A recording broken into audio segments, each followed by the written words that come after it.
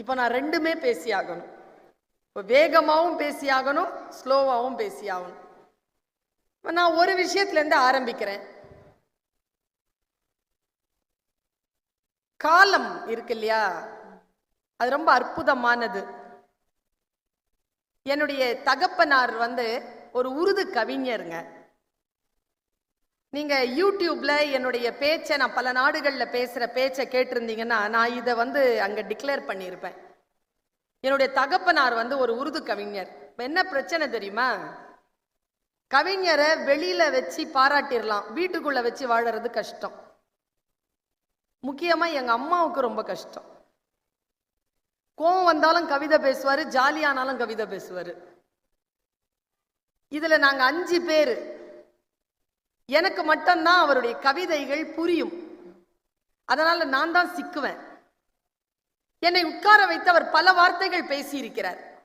எப்ப தெரியுமா அவர் உண்மையான கவிஞர் அப்படின்னு நான் ஒத்துக்கிட்டது எப்போன்னா, சென்ற வருடம் இந்த மாதம் 27ஆம் தேதி அவர் உயிர் பிரிகிறது. உயிர் பிரிகின்ற 3 மணி நேரத்திற்கு முன்னால் படுக்கையில் அவர் இருக்கின்ற பொழுது அவர் கவிதை பேசினார் என்பதுதான் செய்தி. அவர் பேசின அந்த கவிதையை வச்சுதான் நான் நினைச்சேன், இந்த புக்கு பிரிண்ட் பண்ற, உலகத்துக்கெல்லாம் தன் கவிதையை சொல்லிவிட வேண்டும் என்று துடிக்கிற கவிஞர்கள் மட்டும்தான் கவிஞர்கள் இல்லை, தன்னுடைய உள்ளுணர்விலே முழுமையாக கவிஞனாக வாழக்கூடியவர்களும் கவிஞர்கள் தான் அப்படின்னு நான் உணர்ந்துகிட்ட ஒரு வினாடி. அப்பா படுத்துக்கிட்டு இருக்கும் பொழுது அவரால் எழுந்திருக்க முடியல. 7 மணி 7:30 மணி இருக்கும். அவர் என்னை கூப்பிட்டு சொல்றார், அந்த வார்த்தையை நான் உங்களுக்கு சொல்லிட்டு இந்த பேச்சை தொடரலான்னு நினைக்கிறேன். டைம் இருக்குல்ல, ஸ்ரீகாந்த் பேசும்போது ஒரு வார்த்தை சொன்னார், 15 இயர்ஸ். ஒரு மனிதனுடைய வாழ்க்கையில் மிக முக்கியமான காலகட்டம் அந்த 15 ஆண்டுகள்னு சொன்னார். நான் ஒரு விஷயத்த சொல்றேன், 15 வருஷம் இந்த நிறுவனத்துல வேலை செய்தவர்களுடைய அனுபவம் என்பதும் 15 வருஷமாக இந்த நிறுவனத்தை நடத்தி கொண்டிருக்கின்றவர் அனுபவம் என்பதும் வேறு. ரெண்டும் ஒண்ணு கிடையாது. 2 உணர்வுகளும் வேறு. அந்த 2 உணர்வாளர்களுக்கும் இருக்கக்கூடிய காலத்தை பற்றிய புரிதல் என்பது வேறு. எங்க வாப்பா சொன்னார், பக்ஸே டர்கர் ரஹோ, உருதுல சொல்றார், பக்ஸே டர்கர் ரஹோ ந ஜானே கப் பத்லேகா உஸ்கா மிசாஜ். बक्से डर कर रहो, ना जाने कब बदलेगा उसका मिजाज, बक्से है दिन बक्से है रात என்று சொன்னார். உருதுல சொன்னதை நான் தமிழ்ல சொல்றேன். நினைச்சா இன்று இரவு நீங்கள் நினைத்து பார்த்தால் உங்கள் காலில் இருக்கக்கூடிய நிலம் பெயர்ந்து போகக்கூடும். சொல் அவ்வளவு வலிமையானது. அந்த வலிமையான வார்த்தைகளோடு என் தகப்பனார் சொன்னார், காலத்திடம் பயந்து கொள், காலத்திடம் பயந்து நடந்து கொள். ஏனென்றால் காலத்தின் இயல்பு எப்பொழுது மாறும் என்று நமக்கு தெரியாது. காலமே இரவு, காலமே பகல் என்று சொன்னார். காலம்தான் இரவு, காலம்தான் பகல். இந்த இயல்பை நாம் புரிந்து கொண்டால் அது எப்பொழுது தன் இயல்பை மாற்றும் என்று நமக்கு தெரியாது என்பது விளங்கி போகும் என்று என் தகப்பனார் சொன்னார். நான் ஒன்னு சொல்றேன் தோழர்களே, நீங்க எல்லாருமே அறிவியல் உலகத்தில் இருக்கக்கூடியவர்கள். நீங்கெல்லாம் ரிசல்ட் ஓரியன்டட். நான் ஆர்டிஸ்டிக்கல் பர்சன். என்னுடைய மொழிதான் என்னுடைய career. I am a linguistical person, I am a literary person. எனக்கு இருக்கக்கூடியது என்ன தெரியுமா? ரிசல்ட் ஓரியன்டட் கிடையாது. நான் process oriented. I enjoy the process. I never bother about the result at all. எது இருந்தாலும் அடுத்த கட்டத்துல அதை பார்த்துக்கலாம். ஆனா அந்த ப்ராசஸை என்ஜாய் பண்றவனா? ஸ்ரீகாந்த் பேசும் பொழுது இது ஒரு அறிவியல் இயக்கம் தானே அப்படின்னு தான் நினைச்சேன். ஆனா ரொம்ப அழகா அவர் பேச்சு அவர் முடிச்சாருங்க. அவர் உங்களுக்கு என்ன தந்திருக்கிறார், அவர் உங்களுக்கு என்ன தர விரும்புகிறார்னு சொல்லிட்டு இந்த பேச்சை அவர் முடிச்சிட்டு போனார். நீங்க ரொம்ப அவருடைய பேச்சை நீங்க கூர்மையா கேட்டிருந்தீங்கன்னா நீங்க ரொம்ப என்ஜாய் பண்ணி இருந்திருப்பீங்க. எனக்கு தெரியல எத்தனை பேர் அந்த பேச்சை ரொம்ப கூர்ந்து கேட்டீங்கன்னு. அவர் எந்த ப்ரிப்பரேஷனும் இல்லாம பேசினார். சொல் நம்முடைய வாழ்க்கையை மாற்றும். நான் ஒரு சொல்றேன். இந்த 5 வருஷம் வேலை செஞ்சவங்களுக்கு ஏதோ ஒரு பிரைஸ் கொடுத்தாங்க. அந்த டப்பாக்குள்ள ஏதோ கொடுத்தாங்க, அதுக்குள்ள என்ன இருந்ததுன்னு தெரியாது. ஆனா எல்லாரும் கழுத்துல ஒரு மாலை மாதிரி போட்டாங்க, அதுல ஒரு கோல்ட் காயின் இருந்தது நான் பார்த்தேன். இந்த பரிசு பொருட்கள் இருக்குல்ல, இந்த காலத்திற்காக நான் ஒண்ணு சொல்றேன் பாருங்க, மறுபடியும் சொல்றேன். நான் இங்க வந்து பேசுறேன் இல்லையா, எனக்கு ஒரு ஃபீஸ் இருக்கு. இந்த ஃபீஸ் என் புத்திக்கான ஃபீஸ் கிடையாது. நீங்க இந்த இந்த கன்சர்ன்ல வேலை செய்யறீங்கல்ல, உங்க புத்திக்கு இந்த கன்சர்னால சம்பளம் கொடுத்துட முடியாதுங்க, எழுதி வச்சுக்கோங்க. அவங்க கொடுக்கிற காசு எதுக்கு தெரியுமா? நீங்க இந்த கன்சர்னுக்காக செலவழிக்கின்ற உங்கள் காலத்திற்குத்தான் அவர்கள் சம்பளம் தருகிறார்களே தவிர உங்கள் புத்திக்காக இவர்களால் ஒருபோதும் சம்பளம் தந்துவிட முடியாது. இவர்கள் மட்டுமல்ல, யாராலும் தந்துவிட முடியாது. புத்திக்கு சம்பளம் கிடையாது. அந்த புத்தியை வைத்திருக்கின்றவர்களுடைய காலத்திற்கு தான் சம்பளம். நம்முடைய காலத்தை நம்முடைய புத்தியால் மிக பெருமதியாக மாற்றிக்கொண்டே செல்வதுதான் ஒரு மனிதனுடைய மிகப்பெரிய இலக்காக இருக்க வேண்டும். புத்தி இருப்பது பெரிய விஷயம் இல்லை, அந்த புத்தியை செலவழிப்பதற்கான காலத்தை மார்க்கெட் பண்ணணும். ஸ்வர்ணமணி சார் என்கிட்ட சொன்னார், மேடம் எங்க நிறுவனத்துக்கு ஒரு வாட்டி வந்து பாருங்க, எங்க நிறுவனம் காசுக்காக வேலை செய்யற நிறுவனம் இல்லை, அப்படின்னா ராப்பகலா நாங்க வேலை செய்வோம். அப்படி இல்லை, அமெரிக்க கம்பெனியாக இருந்தாலும் இந்தியன் நேரத்தில் தான் நாங்கள் வேலை செய்வோமே தவிர அவர்களுடைய நேரத்தில் நாங்கள் வேலை செய்வதில்லை. அதுதான் எங்கள் நிறுவனத்தினுடைய உயர்வு, எங்கள் நிறுவனத்தினுடைய தன்மை என்று அவர் சொன்னார். நான் இங்கே வருவதற்கு இதெல்லாம் தான் காரணம். நான் யோசிச்சு பார்க்கிறேன். நான் ஒரு சின்ன விஷயத்தை காட்சிப்படுத்துறேன். நீங்க முடிஞ்சா உங்களுடைய மன கண்களிலே உள்ள ஒரு கேமரா இருக்கு தெரியுமா? இந்த ஐடி ஃபீல்டு வந்ததிலிருந்து இந்த மைண்ட்ல இருக்கிற கேமரா ரஸ்ட் ஆகி போச்சு, ஆஃப்ல இருக்கு. யாரும் அதை ஆன் பண்றதே இல்லை. என் வயது 40 கடந்திருக்கிறது. என் வயதில் இருக்கக்கூடியவர்களுக்கெல்லாம் கேமரா பயங்கரமா 20-25 வருஷத்துல வேலை செய்யுங்க. நாங்கெல்லாம் பொன்னியின் செல்வன் படிச்ச ஆட்கள். நான் நம்பினேங்க. எனக்கு எவ்வளவு பிடிக்கும் தெரியுமா அந்த குதிரையில வர வந்தியத்தேவனை, அவ்வளவு பிடிக்கும். நான் 19 வயசு வரைக்கும் நம்பினேன் பாருங்க, அந்த ஆள் குதிரையில தான் வருவான்னு. அவ்வளவு நம்பிக்கை எங்களுக்கு. ஏனென்றால் கற்பனை வாழ்க்கையோடு கலந்தது. ஐன்ஸ்டீன் சொல்லுகிறான், there should be a imagination. Imagination is more than knowledge என்று பேசுகிறான். இமேஜினேஷன் எவ்வளவு உயர்வாக இருக்கிறதோ அந்த உயர்வுக்கு பக்கத்தில் கூட உங்கள் புத்தி விட முடியாது. இமேஜினேஷனை வளர்க்கறதுக்காக நான் ஒரு விஷயத்தை செய்யறேன். நீங்க உங்க மனசுல ஒரு கேமரா இருக்கு, அந்த கேமராவை ஆன் பண்ணுங்க. இருக்குதானே கேமரா? வச்சிருக்கீங்களா? பல நாட்களா அது வேலை செய்யாததுக்கு என்ன காரணம் தெரியுமா? எவனோ ஒருத்தன் படம் காட்டுறான், அதை பார்த்துடுறோம். நாமளா கிரியேட் பண்ணி பார்க்கிற புக்கு வாசிச்சா அந்த கிரியேஷன் வரோங்க. காலையில் சூரியன் உதித்ததுன்னு சொல்லி வாசிச்சோம்னா மைண்ட்ல சூரியன் உதிக்கும். ஏற்கனவே உதிக்கிற மாதிரி காட்டிட்டானா எங்கிருந்து உதிக்கும்? இதுதான் காட்சி ஊடகங்கள் செய்த பிழை. நான் இப்ப வார்த்தைகளில் சொல்லுகிறேன், நீங்க கொஞ்சம் காட்சியை அப்படி படுத்துங்க. அதற்குள் ஒரு சின்ன சிந்தனையை தூவுகிறேன். இந்த வருஷம் 15 வருஷம் இல்லைங்க இந்த கம்பெனி. இந்த கம்பெனி பல 100 ஆண்டுகள் தாண்டக்கூடிய அளவிற்கு வேல்யூ பேஸ்டா இருக்கு. அடி ரொம்ப அழகா இருக்கு, கட்டமைப்பு ரொம்ப நல்லா போட்டிருக்காங்க. இதற்குள்ளாக நின்று நாமும் சேர்ந்து வளர வேண்டும் என்று சொன்னால், நான் குறிப்பா ஒரு வார்த்தையை போடுறேன். ரொம்ப ஷார்ப்பா பேசிட்டு இருக்கிறேன். நான் பல மீட்டிங்ல பேசுற மாதிரி எளிமையா நான் பேசலங்கிறது எனக்கே தெரியும். ஏன்னா இங்க இருக்கக்கூடியவர்கள் அடுத்த லேயர்ல இருக்கிறவங்க. நல்லா தெரிஞ்சுக்கோங்க, நம்முடைய வாழ்க்கையில் நமக்கு கிடைக்கக்கூடிய வாய்ப்பு இருக்கு இல்லையா, அந்த வாய்ப்பை வைத்துக்கொண்டு நாம் அடுத்தடுத்த கட்டத்திற்கு வளர்ந்துகிட்டே இருக்கணும். நான் NSS கோஆர்டினேட்டர், சோஷியல் சர்வீஸ்க்கு கொண்டு போய் பிள்ளைய விடும் பொழுது ஒரே வார்த்தையை தான் சொல்லுவேன், நீ சர்வீஸ் பண்ணி இந்த சொசைட்டி எல்லாம் மாத்திர முடியாது. பின்ன ஏன் என்ன சர்வீஸ் பண்ண அனுப்புறீங்க? ஏன் சர்வீஸ் பண்ண அனுப்புறேன்னா, பர்சனாலிட்டி டெவலப்மெண்ட் த்ரூ சர்வீஸ். அந்த சர்வீஸ் மைண்ட் உனக்கு வர்றது மூலமாக உன்னுடைய பர்சனாலிட்டி டெவலப் ஆகும்ல, அதுக்காகத்தான் உன்னை சோஷியல் சர்வீஸ் பண்ண சொல்றேனே தவிர சோஷியல் சர்வீஸ் பண்ண வைக்கிறது என்பது என் நோக்கம் அல்ல. அந்த மைண்ட் வர்றது அறம் செய்ய விரும்புதல் மைண்ட்ல வரணும். நான் இப்ப மைண்ட்ல ஒரு சின்ன ஒரு எக்ஸசைஸ் கொடுக்குறேன். கேமரா ஆன் பண்ணுங்க.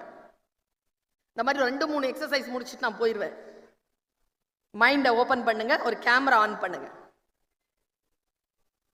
ஒருத்தன் உட்கார்ந்துட்டு இருக்கிறான், சுத்தி 10 பேர் உட்கார்ந்துருக்காங்க. ஒருத்தன் உட்கார்ந்துருக்கானே அவன் கொஞ்சம் நெடுன்னு இருக்கான், பத்மாசனத்துல உட்கார்ந்துருக்கான். ஏதோ பேசிட்டு இருக்கிறான், அடுத்தவங்க கேட்டுட்டு இருக்காங்க, அடுத்தவர்களும் பேசுறாங்க, இவரும் கேட்கிறார். இந்த சூழல்ல இருக்கும்போது ஒருத்தன் வரான், வேகமா கடகடன்னு ஒருத்தன் உள்ள நுழைறான், அனுமதி இல்லாம உள்ள நுழைஞ்சி வேகமா அவன் கத்துறான். என்ன சொல்லி கத்துறான் தெரியுமா? யாரா இங்க புத்தன்? இதான் அவன் சொன்னது. மரியாதையே இல்லாம அவன் சொல்றான், யாரா இங்க புத்தன்? புத்தன் யாரா? யாரா புத்தன் அப்படின்னு உடனே எல்லாரும் சைலண்டா இருக்காங்க. அப்போ இந்த நெடுன்னு உட்கார்ந்து இருந்தாலும் ஒரு ஆளு அவன் எழுந்து சொன்னான், நான் தான் புத்தன். என்ன? எனக்கு புத்தனை ரொம்ப பிடிக்கும், எனக்கு டீச்சர்ஸ் ரொம்ப பிடிக்கும். யார் இங்க வந்து ஸ்டேஜ்ல நமக்கு அறிவுரை சொன்னாலும் அந்த அறிவுரை சொல்றதுக்கான தகுதி அவர்களுக்கு இருக்கிறதான்றதை நான் ரொம்ப கவனமா பார்ப்பேன்.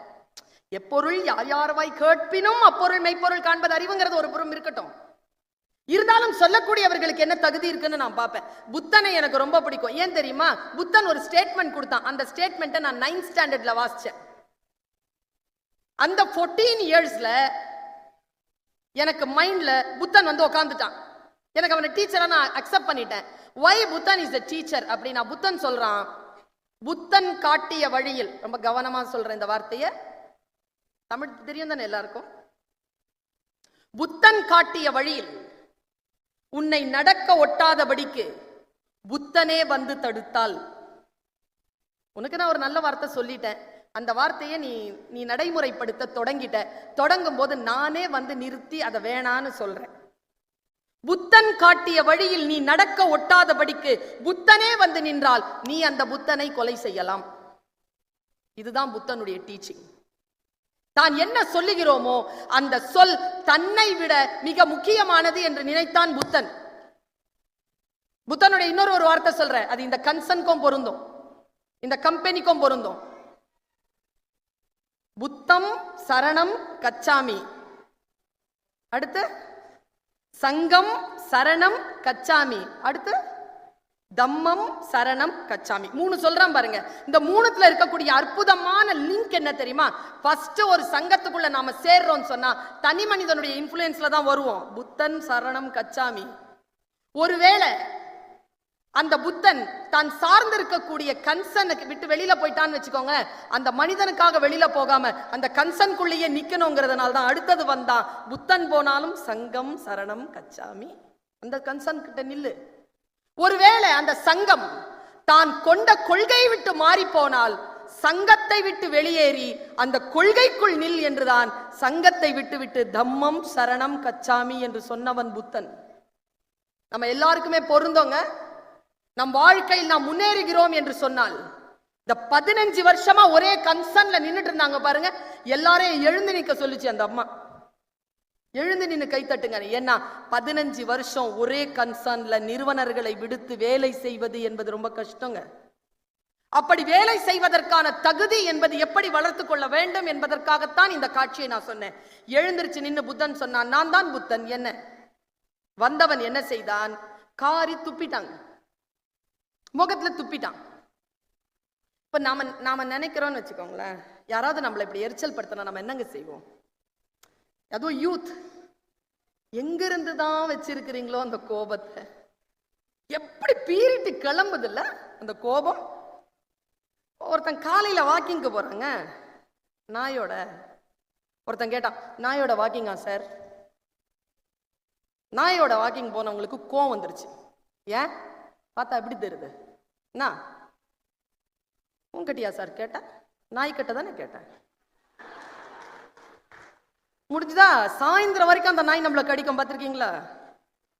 யாராவது நம்முடைய ஈகோவை கொஞ்சம் அப்படி பிரிக் பண்ணிட்டோம்னா எப்படி பஸ்ட் ஆகிறோம்? நாம எப்படி பஸ்ட் ஆகிறோம்? ஒரு நிறுவனத்திற்குள் நின்று வேலை செய்கின்றவர்களுக்கு இந்த ஸ்ட்ரெஸ்ஸே கிடையாது. ஒரு குடும்ப தலைவிக்கு இந்த ஸ்ட்ரெஸ்ஸே கிடையாது. ஒரு ஞானிக்கு இந்த ஸ்ட்ரெஸ் கிடையாது. ஞானம் இல்லாமல் ஒரே கன்சர்ன்ல நிறைய நாள் இருக்க முடியாது. நான் சில விஷயங்களை அப்படி உங்களுடைய மைண்ட்ல வந்து அந்த திரையை அப்படி விலக்கி விடுறேன். உட்கார்ந்துட்டு இருக்கிற புத்தன் எழுந்து நிற்கிறான். வந்தவன் யார் புத்தன் என்று கேட்டான். கேட்டவுடன் நான் தான் புத்தன் என்று சொன்னான் புத்தன். உடனே வாயிலிருந்து எச்சில் முகத்துல வந்துருச்சுங்க, துப்பிட்டான். இப்ப நாமளா இருந்தா என்ன செஞ்சிருப்போம்? நம்ம புத்தன் என்னென்னமோ பண்ணிருப்போம். புத்தன் என்ன தெரியுமா பண்ணா? தொடச்சிட்டு, இதாங்க செய்தி. யூத் இருக்குல்ல, இங்க 60 கழிஞ்சவங்களுக்கு எல்லாம் இந்த ஞானம் வந்து ஒன்னும் நடக்க போறது இல்லை. சின்ன பிள்ளைங்களுக்கு வந்துருச்சுன்னு வச்சுக்கோங்களேன், லைஃப் ரொம்ப நல்லா. நாளைக்கு நீங்க இப்படி ஒரு பெரிய நிறுவனம் நடத்த, அந்த நிறுவனத்துல இங்க நான் பேசின தொகையை விட டபுள் மடங்கு பேசி உங்க நிறுவனத்தினுடைய 20-25வது ஆண்டு விழாவுக்கு நான் வந்து பேசுவேன். இந்த தெளிவு இருந்தால் நிறுவனத்தை நடத்தலாம். என்ன சொன்னான் தெரியுமா? What next? அவன் கேக்குறாங்க, வாட் நெக்ஸ்ட்? உடனே இல்ல, அவன் வந்தவன் நம்ம ஆள் இல்ல, மறுபடியும் துப்புறதுக்கு வரான். உடனே ஆனந்தன் அப்படிங்கிற ஒருத்தன் எழுந்திருச்சு அவனை அடிக்க போறான். காட்சி, அடிக்க போறான். அடிக்க போன உடனே புத்தன் சொன்ன முதல் வார்த்தை, உங்கள் டைரிகளில் எழுதி வைத்துக் கொள்ளுங்கள் என் சகோதர சகோதரிகளே. புத்தன் சொன்னான், ஆனந்தா உட்கார், உட்காரு. வந்தவனுக்கு புத்தன் யார் என்றே தெரியாது. அவன் துப்பி விட்டான். அவன் துப்பியது என் மீது அல்ல, நான் ஏதோ சொல்லி இருக்கிறேன். அந்த கருத்தின் மீது அவனுக்கு கோபம். அந்த கருத்தின் மீது தான் அவன் துப்பினானே தவிர புத்தன் மீது அவன் துப்ப முடியாது. ஏனென்றால் புத்தன் யார் என்று அவனுக்கு தெரியாது. உட்கார் என்று சொன்னான். முதல் ஞானம். நம்ம ஆபீசரோ, நம்ம வீட்டுல புருஷனோ மனைவியோ ஏதோ கடுமையான வார்த்தைகள் சொல்றாங்கன்னா அவர்களுக்கு நம் மீது கோபம் இல்லை, நாம ஏதோ சில்மிஷம் செஞ்சிருக்கோம், அந்த சில்மிஷத்தின் மீது தான் அவர்கள் காரி துப்புகிறார்களே தவிர நம் மீது இல்லை என்று புரிந்து கொண்டால் எந்த நிறுவனத்திலும் நாம் தொடர்ந்து வேலை செய்யலாம். புத்தன் சொன்ன ஒரு வார்த்தையா? அடுத்து பாருங்க, அடுத்த டெவலப்மெண்ட் பாருங்க. நானும் 20 வருஷமா ஒரே காலேஜ்ல தான் வேலை செஞ்சிட்டு இருக்கிறேன், ஒரே வீட்டில தான் இருக்கிறேன். என்னை பார்த்தா இந்த கேள்வி கேட்குறாங்க, மேடம் இன்னும் அதே வீட்லையா இருக்கிறீங்க, அதே காலேஜ்லையா வேலை செய்றீங்க? ஆமாங்க, ஒரே வீடு தான், ஒரே காலேஜ். ஏன்? தெரிஞ்சுக்கிட்டோம்ல, நம்ம மீது யாருக்கும் பகை இல்லை. நாம் செய்கின்ற சில காரியங்களில் தான் அடுத்தவர்கள் கோபப்படுகிறார்கள். அந்த காரியத்தின் மீது தான் கவனம் இருக்க வேண்டுமே தவிர தனி மனிதர்கள் மீது எந்த ஒரு வன்முறையும் இல்லை என்று சொன்னவன் புத்தன். 2வது வார்த்தை பாருங்க. இது சொன்ன உடனே வந்தவனுக்கு புத்தி வந்துருச்சு. ஓஷோ எழுதுகிறார் இதை. வீட்டில் போயிட்டு தூங்குறான், தூங்க முடியல. ஓஷோ எழுதுகிறான், புத்தனை சந்தித்தவர்கள் எப்படி தூங்க முடியும்? அடுத்த நாள் காத்திருந்து ஓடி வந்தான், அதே சங்கத்துக்கு வந்தான். சங்கத்துல வந்து புத்தன் காலில் விழுந்து அழுறான். அதிகாரிகள் தெரிந்து கொள்ள வேண்டிய 2வது டேக்கவே, கையில பிடிச்சிட்டு போற செய்தி. அவன் சொன்னா, ஆனந்தன் வந்து அவனை எழுப்புறான். விடு ஆனந்தா, அவன் அழட்டும், விடு. அவன் அழறான். அழுதுகிட்டு இருக்கிறவனை பார்த்து ஆனந்தனிடத்தில் புத்தன் சொன்ன வார்த்தை பார்த்தாயா? நேற்று கூட ஏதோ சொல்ல வந்தான், சொல்ல முடியவில்லை, துப்பி விட்டான். இன்று கூட ஏதோ சொல்ல வருகிறான், சொல்ல முடியவில்லை, அழுகிறான். நல்லா தெரிஞ்சுக்கோங்க, யாரேனும் கோபப்படுகிறார்களா, யாரேனும் அழுகிறார்களா என்ற பாவம் அவர்களுக்கு தன் உணர்வை வெளிப்படுத்த மொழி இல்லை. அதனால் தான் அவர்கள் அப்படி இருக்கிறார்கள் என்று புரிந்து கொண்டால் அதிகாரிகள் தன் கீழே இருக்கின்றவர்களை மிகச் சரியான அளவில் நிர்வகிக்க முடியும். 2வது வார்த்தை, சொல்லாத சொல்லுக்குத்தான் பொருள் அதிகம். அவர்களுடைய தவிப்பும் அவர்களுடைய கோபமும் தான் அவர்கள் சொல்ல முடியாமல் தவிக்கின்ற எத்தனையோ மொழிகளை அதிகாரிகள் புரிந்து கொள்வதற்கான சூழலை ஏற்படுத்தும். இந்த தெளிவோடு தான் அவர்கள் சந்திக்க வேண்டும். 3வது பாருங்க, இது ரொம்ப அதிகங்க. என்னால முடியுமான்னு தெரியல, உங்களால முடியுமான்னு பாருங்க. 17 வயசு 18 20 வயசுல முடிஞ்சிருச்சுன்னா காலம் உங்கள் காலடியில். பாருங்க, அவன் சொல்லுகிறான், புத்தா என்னை மன்னித்து விடு. லாஸ்ட் வேர்ட், புத்தா என்னை மன்னித்து விடு. நான் யோசிச்சேன், இப்ப நீங்க நான் புத்தனா இருந்தா நம்ம என்னங்க செய்யணும்? என்ன செய்யணும்? சாரி கேக்குறாங்க, என்னங்க செய்யலாம்? ஓகே சொல்லணும்ல. அவன் முடியாதுங்கிறாங்க புத்தன். இது மட்டும் உங்களுக்கு தெரிஞ்சிருச்சு பிள்ளைகளா, ஜெயிச்சிட்டோம். புரியுதான் பாருங்க. முதல்ல எனக்கெல்லாம் புரியறதுக்கு ரொம்ப நாள் ஆச்சு. புரியுதான் பாருங்க. நீங்க யூத்ல சீக்கிரம் புரிஞ்சுக்குவீங்க. அவன் சொல்றான் முடியாது. ரொம்ப கோவம் வந்துருச்சுங்க. எனக்கு தெரிஞ்சு குழந்தைகளுக்கு கோவம் வரும் பாருங்க, அந்த டைம்ல அவங்க வெளிப்படுறது எவ்வளவு உண்மை தெரியுமா? டெய்லி சாக்லேட் கொடுக்க வரோங்க. எங்க காலேஜ்ல நான் ஸ்கூல்ல ஒர்க் பண்ணும்போது ஒரு குழந்தை, எல்லா குழந்தையும் சாக்லேட் கொடுக்கும். 365 நாள் ஏதாவது ஒன்று பிறந்திருக்கும்ல, சாக்லேட் கொடுக்கும். டீச்சர் பையில எப்பவுமே சாக்லேட் இருக்கும். சாக்லேட் கொடுக்க ஒரு டீச்சர் வாங்கவே இல்லை கடைசி வரைக்கும். நான் வேலை செஞ்சது ஒரு 3 மாசம் தான். 3 மாசம் அது வாங்கவே இல்லை சாக்லேட். ஒரே ஒரு பிள்ளை தாங்க கேட்டா, எடுத்துக்கோங்க மிஸ்னா. முடியாது முடியாது, போ போ போ அப்படின்னாங்க. ஏன்னு கேட்டாங்க. அவ ஏன் சாக்லேட் எடுத்துக்க மாட்டேன் சொல்லுங்கிறா. சின்ன பிள்ளை, 5ஆம் கிளாஸ்.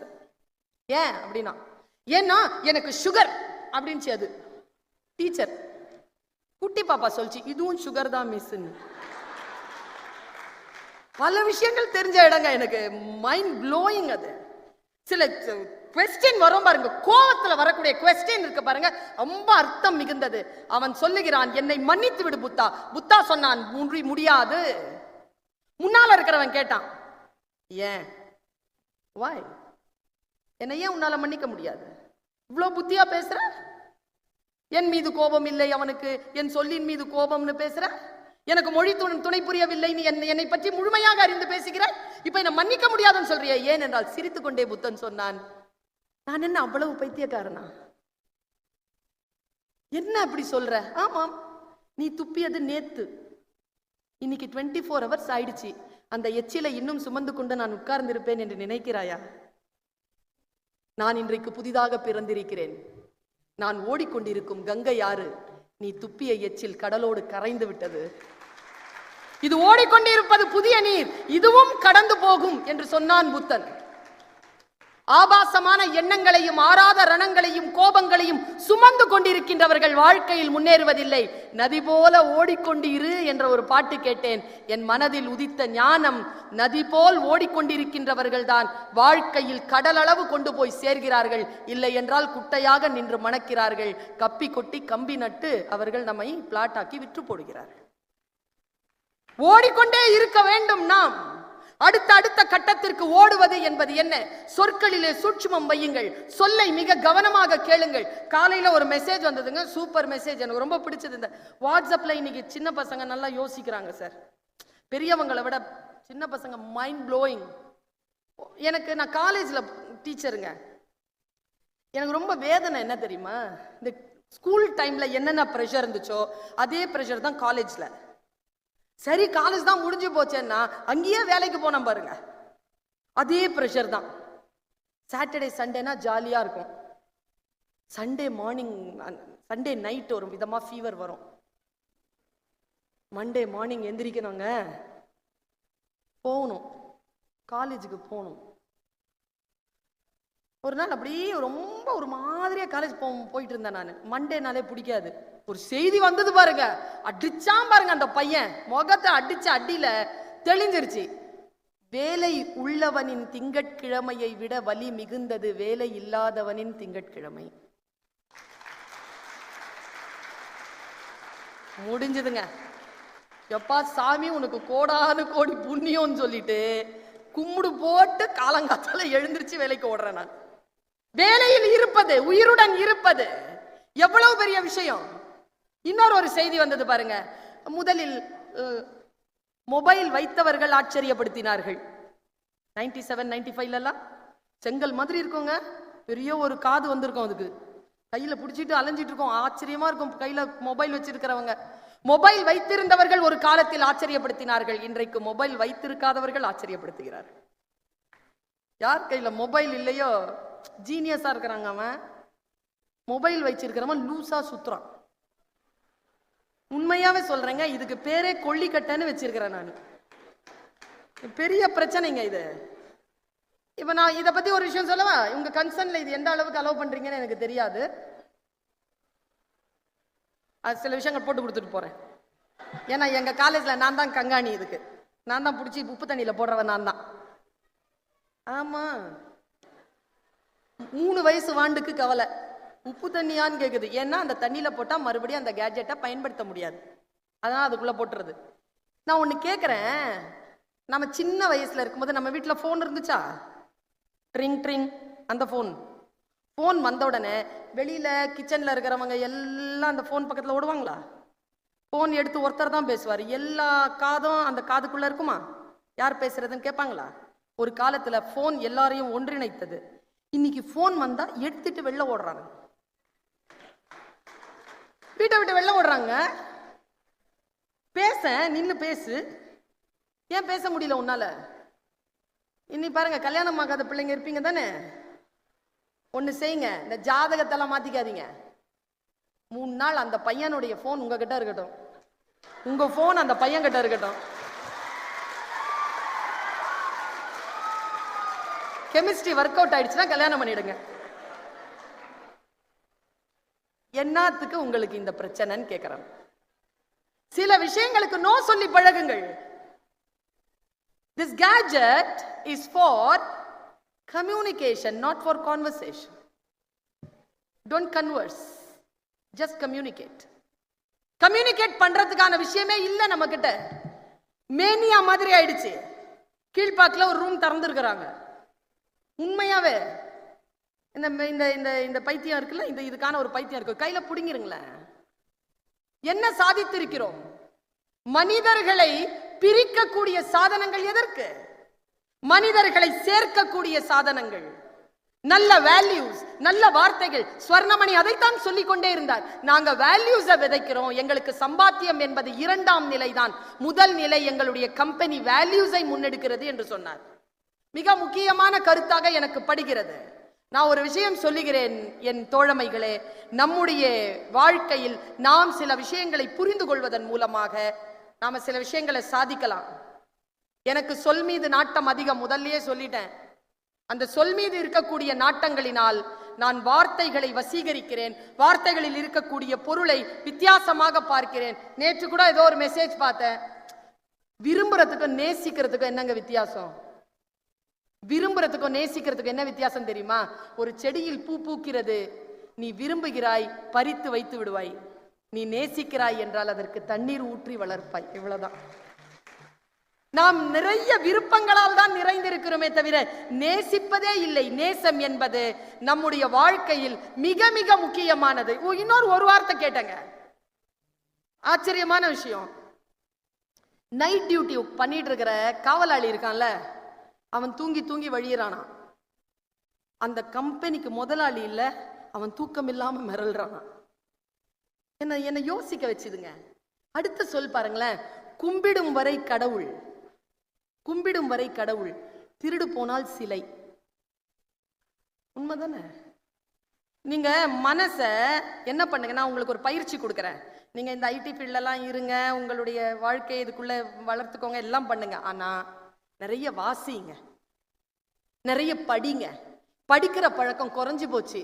படிக்கிற பழக்கம் குறைஞ்சு போனதுனால பல விஷயங்கள் மைண்ட் ஷார்ப்பாவே இல்லை. நமக்கு நம்முடைய ஷார்ப்னஸ் வேற விதத்தில் இருக்கு. அது இப்படி நம்ம ஏமாற்றி விட்டு போயிடுது.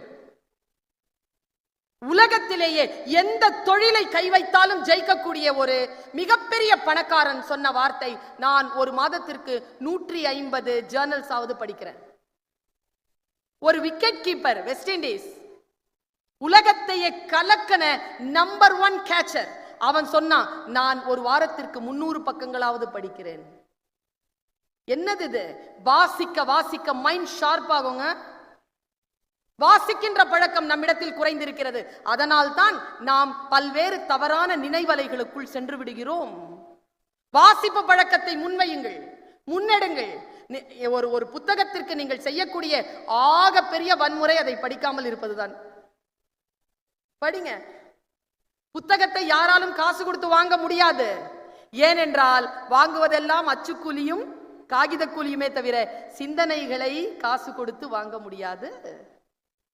சிந்தனைகளை வாங்குவது, சிந்தனைகளை உள்ளெடுப்பது. நான் ஒரு சிந்தனையை சொல்றேன்.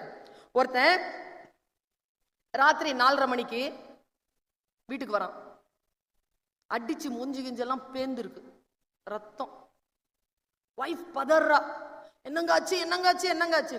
சினிமா பார்த்துட்டு வந்தேன்னா போலீஸ்காரன் பிடிச்சிட்டு போயிட்டான். ஏங்க அவன்கிட்ட சொல்ல வேண்டியது தானேங்க, டிக்கெட்டு கையில இல்லம்மா. எதுக்குங்க அடிச்சான்? சொல்ல சொல்ல அடிக்கிறாமா அவன். நான் ஒன்னும் செய்யலைங்கன்னு சொல்ல சொல்ல அடிக்கிறாமா அப்படின்னு ஒய்ஃப் கிட்ட சொன்னவன் யார் தெரியுமா? டெய்லி குடிச்சிட்டு வந்து ஒய்ஃப் அடிக்கிறவன். காரணமே இல்லாம அடி வாங்குறதுனா எப்படி இருக்கும்ன்றது தெரிஞ்சிருச்சுங்க அவனுக்கு. அடுத்த நாள்ல இருந்து அவன் அடிக்கிறத நிறுத்திட்டான். இப்படி இன்னொரு சிறுகதை இதை படிச்சான்னு வச்சுக்கோங்களேன், போலீஸ் கிட்ட அடி வாங்காமலேயே பொண்டாட்டி அடிக்கிறவன் திருந்துவானா இல்லையா? அதுக்குதான் படிக்கணுங்கிறது. வாசிக்கின்ற பழக்கத்தை மேம்படுத்திக் கொள்ளுங்கள்.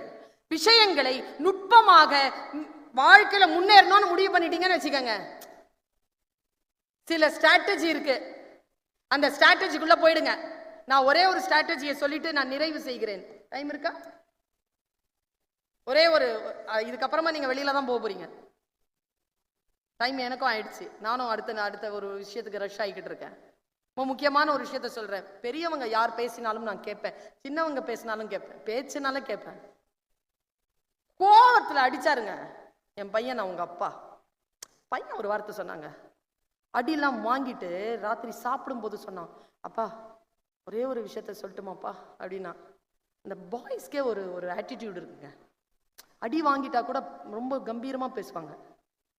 ரொம்ப கம்பீரமா பேசினா அவன், ஏன்னா ஒரு 10 வயசு இருக்கும், கம்பீரமா சொன்னாப்பா ஒரு விஷயம் சொல்லிட்டாப்பா.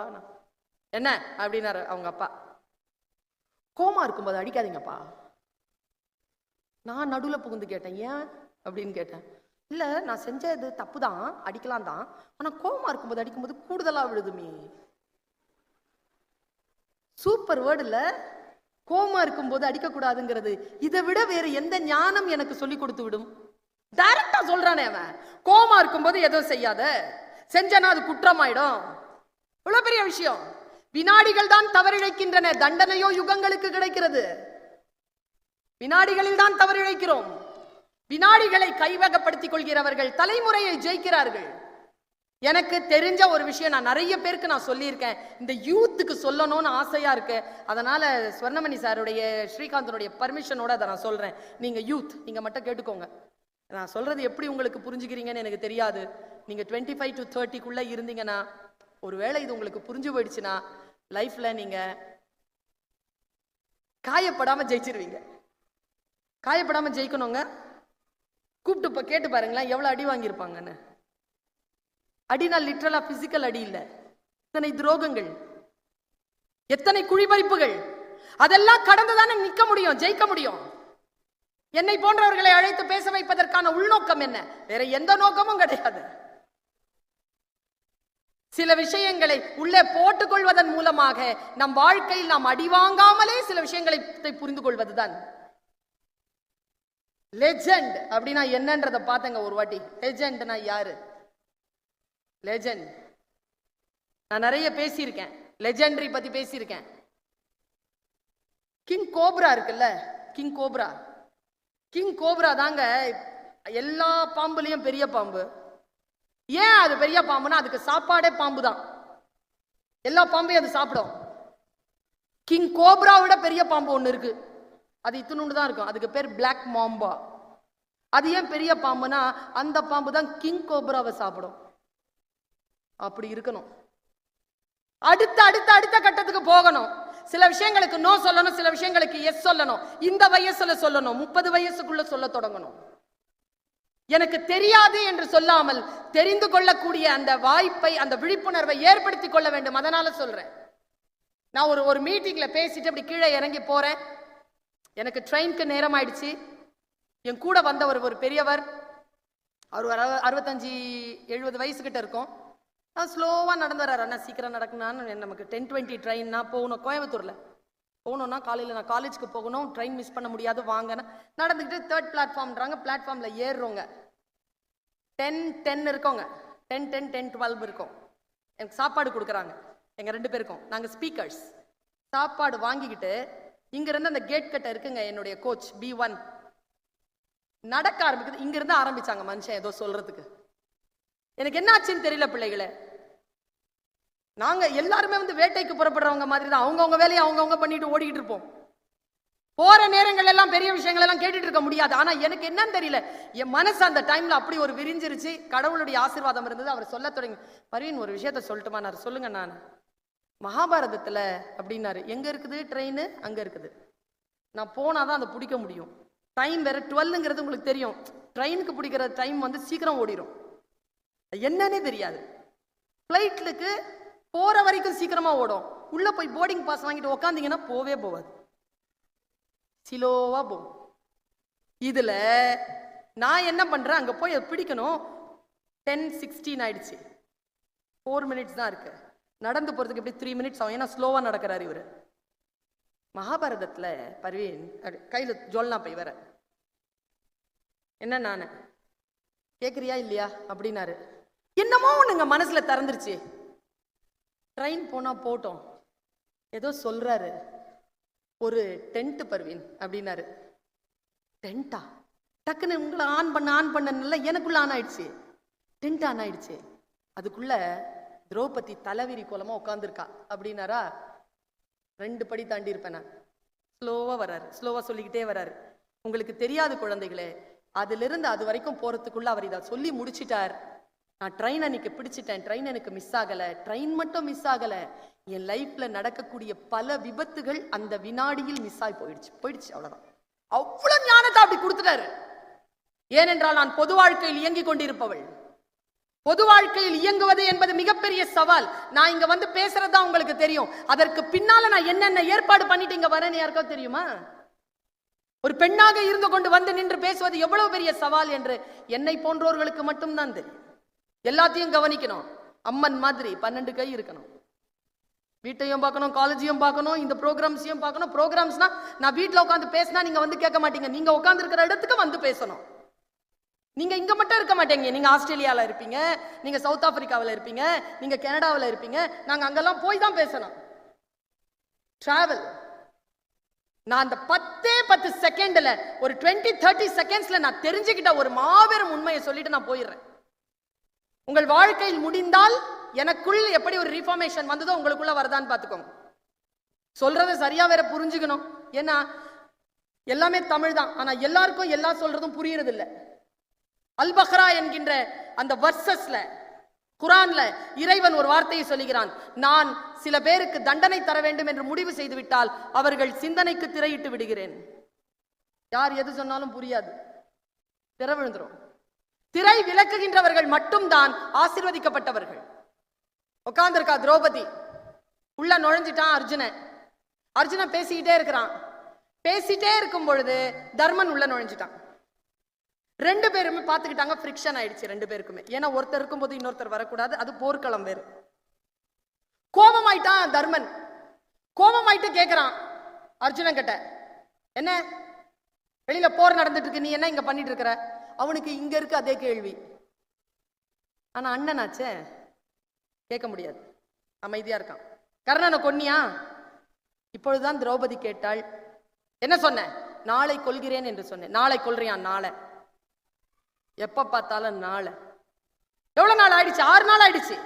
இப்ப என்ன நாளை கொல்ற? உன் கையில இருக்கிறது வில்லா இல்ல புல்லா அப்படின்னு திட்டான். திட்டிட்டு நாக்க கடிச்சுக்கிட்டானா. நினைச்சு பாருங்க, இவ்வளவு டென்ஷனான மேட்டரை ட்ரெயின் பிடிக்கும் போது சொல்றாரு திருப்பூர் கிருஷ்ணன். நான் கேட்டுக்கிட்டு இருக்கிறேன், உன் கையில இருக்கிறது வில்லா இல்ல புல்லானாரா. சொன்ன உடனே 3 பேரும் நாக்க கடிச்சுக்கிட்டாங்க. ஏன்னா அர்ஜுனனுடைய காண்டிபத்தை யாரேனும் குறை சொன்னால் குறை சொன்னவர்களுடைய தலையை வெட்டி அவர்களை கொலை செய்வது என்பதை துரோணாச்சாரியார் மீது சத்தியம் செய்திருக்கிறான் அர்ஜுனன். இப்ப அவனை கொல்லணும். ஓன்னு அழுறா திரௌபதி. உங்களுக்கு தான் தெரியுமே, திரௌபதி அழுதா யாரு வருவான்னு. வந்துட்டார். Why baby, why you are crying? What do you want? May I help you? You want me to help you? Tell me what you want. I'll do it with no time. Tell me. அப்படின்ன உடனே இப்படி ஆயிடுச்சு. அர்ஜுனா இங்க வா. என்ன சொன்னா? இப்படி சொல்லிட்டாரு. ஒன்னு செய், நல்லா கூர்ந்து கவனிங்க. ஒன்னு செய், தர்மனை கொன்னுடு. ஐயோ உனக்கு கத்துறா. இரு, கொல்றதுன்னா கொல்றது இல்ல, சாஸ்திரப்படி கொன்னுடு. சாஸ்திரப்படி கொல்றதுன்னா என்ன? அவன் உன்னோட பெரியவன் தானே? ஆமா. அவனை கோவமா ஒரு 4 கெட்ட வார்த்தையில திட்டு. திட்டினா திட்டு. திட்டான். நிறைய நாளா வச்சிருக்கிறான் அவன் உள்ள, ஃபுல்லா திட்டான். திட்டின உடனே இப்போ சாஸ்திரப்படிக்கு தர்மனை கொலை செய்த பாவம் வந்து சேர்ந்தது. அவனை கொலை செஞ்சுட்டான். இப்ப பாவம் வந்துருச்சு. தன் மூத்தவர்களை இப்படி கொலை செய்வதற்கு சாஸ்திரத்தில் ஒரு தண்டனை உண்டு, அதுதான் தற்கொலை செய்து கொள்வது. திரௌபதி ஓன் அழுறா, தர்மன் பண்ணாலும் பரவாயில்ல, இவன் செத்துட்டா யார் கர்ணனை கொல்றதுன்ட்டு ஓன் அழுறா. இங்க பாரு, கவலைப்படாத, இரு, நான் இதுக்கு சொல்யூஷன் வச்சிருக்கிறேன், இங்க வா, இங்கதாங்க நமக்கு, இங்க வா. நான் உன்னோட பெரியவன் தானே? ஆமா. உன்னை விட பெரிய ஆற்றல் கொண்டவன் தானே? ஆமா. நீ என்ன ரொம்ப உயர்ந்ததா நினைக்கிற? ஆமா கிருஷ்ணா, என்னன்னு சொல்லு. எனக்கு முன்னால நீயே ஒரு 4 வார்த்தை உன்னை பெருமையா பேசிக்கோ. அவன் பெருமையாக பேசினான், தற்கொலை செய்த சாபம் வந்து சேர்ந்தது. நல்லா தெரிஞ்சுக்கோங்க, மகாபாரதம் நடந்ததா, அர்ஜுனன் இப்படி பேசினானா, தர்மன் இப்படி கேட்டானாலாம் எனக்கு தெரியாது. நான் ஒன்று மட்டும் தெரியும், நம்மளை விட பெரியவங்களை அவமரியாதை செய்யறது அவர்களை கொலை செய்வதற்கு சமம். நம்மளை விட பவர்ஃபுல்லான ஆட்களுக்கு முன்னால போய் நம்மளை நாமளே பீத்திக்கிறது தற்கொலை செய்வது கொள்வதற்கு சமம் என்கின்ற 2 பேருண்மைகள் வந்து சேர்ந்த இடம். விழுமியங்கள் எவ்வளவோ இருக்கிறது, வாழ்க்கையில் கற்றுக்கொள்வோம். இன்றிலிருந்து நம்முடைய நாளை மேலும் உயர்வானதாக இருக்க வேண்டும்.